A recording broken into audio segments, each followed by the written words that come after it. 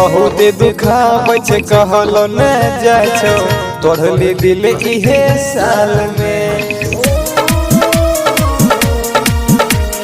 बहुत दुखाबै छै कहलो न जाय छो तोड़ली दिल इहे साल में। कुछ दिन और रुक जो गे बाबा और भी नया साल में।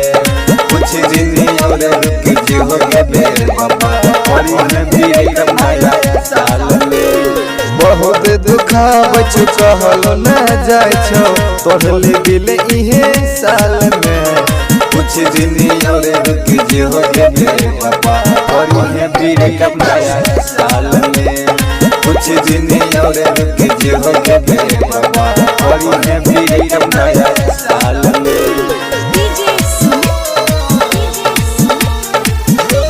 इलाका किसी का हो धमाका दिवाकर दीवाना भाई का ही होगा।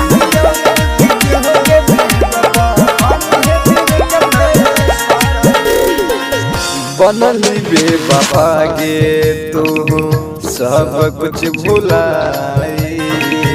जोड़ल रिश्ता तो दोसर के पाई। बनली बेवफा गे तू सब कुछ भुलाई। जोड़ल रिश्ता तो दोसर के पाई।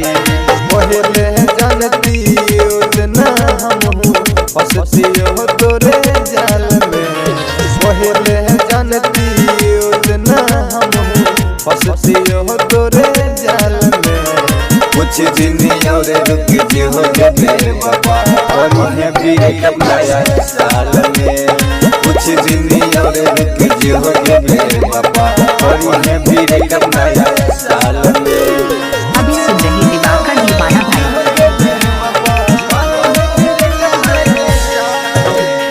Music by DJ Sumit.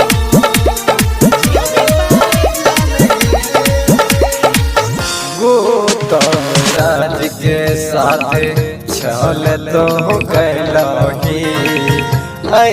ते दोसर साल तू के बदलली। गौतम राज के साथ छल तो कैलही। ते दोसर साल तू के बदलली। बाबू विकास सोनो नहीं बुझलो रहल कहला दल में। बाबू विकास सोनो नहीं बुझलो रहल कहला दल में। कुछ दिन और रुक जो गे बाबा और भी नया साल में। कुछ दिन और रुक जो गे बाबा और भी नया साल में। आप सुन रही है दिवाकर दीवाना भाई को ग्राम बगीवा जिला मधुबनी 2000।